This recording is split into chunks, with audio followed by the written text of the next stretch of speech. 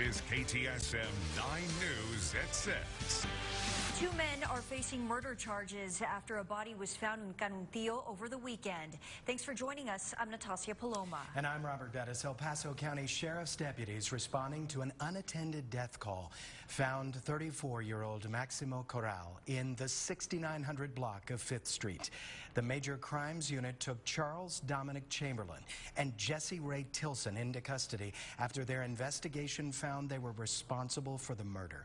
Chamberlain's bond is set at $750,000 and Tilson's is at $1 million, and both remain in jail this evening. In news from Juarez, the death toll continues to rise as 3 more murders are reported. Mexican National Guard troops patrolling the Mexican side of the border near Santa Teresa discovered a Dodge Durango burning with 3 bodies inside. The SUV was discovered on an isolated dirt road with no clues as to what caused the fire. Chihuahua State Police are conducting an investigation. This brings the total number of murders this month to 94. Street vendors in South Juarez making a gruesome discovery this morning after finding a human body wrapped in a blanket near a flea market. Juarez police did not disclose if the victim is a man or a woman, but did say the person's legs were tied and they are continuing to investigate.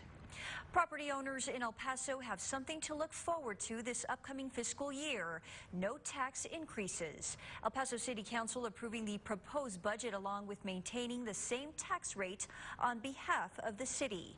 KTSM 9 News reporter Tatiana Favela is live in downtown El Paso to break down those details. El Paso city leaders say that the multi-million-dollar budget that was approved today ultimately focuses on the city's core services, such as keeping public safety fully funded and investing in its workforce. All this while not raising your property taxes. No tax increase.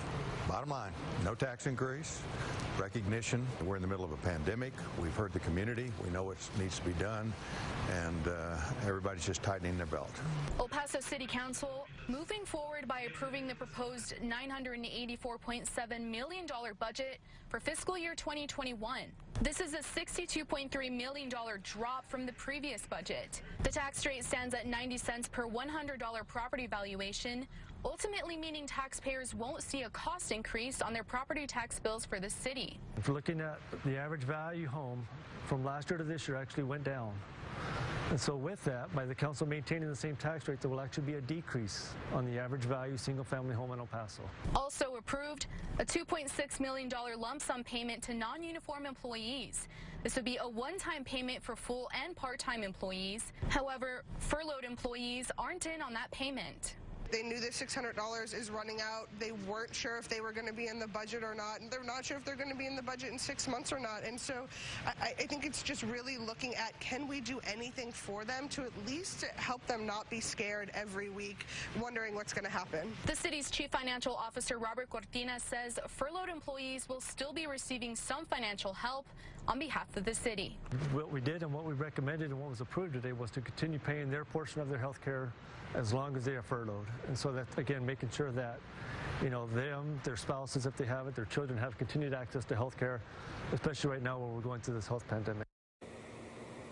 And also approved an increase of $481,000 to the Budget Stabilization Fund. Now, council is expected to discuss what other options there are to assist furloughed employees by next month. Live in downtown El Paso, Tatiana Favela, KTSM 9 News.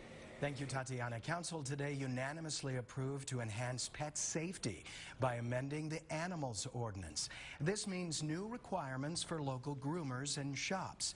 The amendments include changes to abandonment, disease control, veterinarian care, and violation penalties. Groomers will now be required to get training certifications before applying for a groomer's license. Shops will be required to run background checks on staff, provide proper hygiene and safety measures for pets, and allow pet owners to view the grooming process. The changes go into effect on January 1st. Health officials are reporting 5 COVID-19 new deaths today. There are 2 women in their 60s and 70s, 2 men in their 70s and one man in his 90s. All 5 people had underlying health conditions.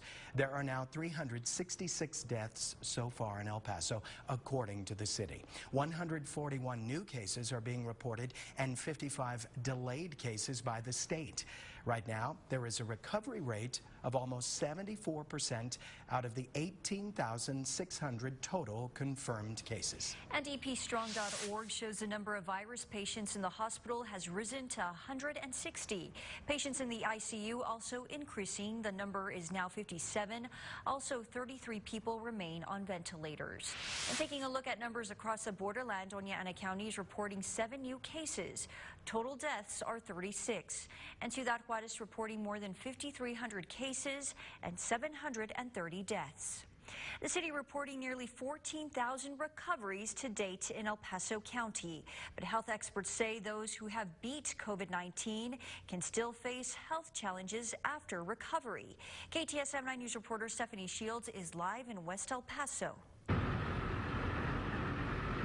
I spoke with an infectious disease specialist who told me patients need 2 negative COVID tests to be considered recovered from the virus. But he says lingering symptoms and complications can make it a long road to recovery for some people. According to city data, about 74% of total reported cases have been recovered in El Paso County. But the infectious disease specialist at Texas Tech University Health Sciences Center says the recovery process varies for different people. Dr. Armando Mesa tells me a patient is considered recovered only when they no longer test positive.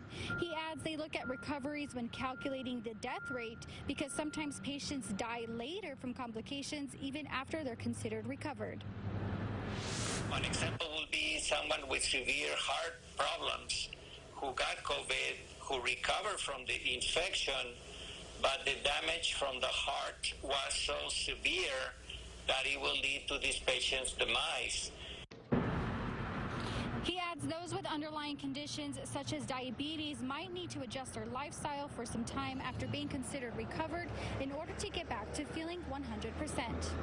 The health expert also suggests if you've recently recovered from COVID-19 but you are feeling sick, you should call your doctor, continue to wear face mask, and practice social distancing. Live in West El Paso, Stephanie Shields, KTSM 9 News. Traffic Check, sponsored by Lachine, Bias, and Enderman Injury Lawyers. Time to fire up that Waze app to get a look at today's rush hour traffic. Aha! Right there in the middle of the screen, looks like there is a little accident. 22A, right near Copia Street in downtown. It doesn't show any backed up traffic, but do proceed cautiously, and all other roads seem to be wide open at this point. Let's take a look at traffic right now through our text.traffic cameras. This is the location at I-10 at East Lake, out on the east side, zipping along nicely. Now coming up, a coding error is affecting COVID data, reported by the state. What you need to know. Also ahead, a pardon at least almost 150 years in the making. We'll explain. And Monica with your weather. So we're talking about some 90-degree temperatures here for the area, but you know what? Triple digits and record heat, they're coming back. Everything you need to know up next. Thanks for watching KTSM 9 News at 6. You're watching KTSM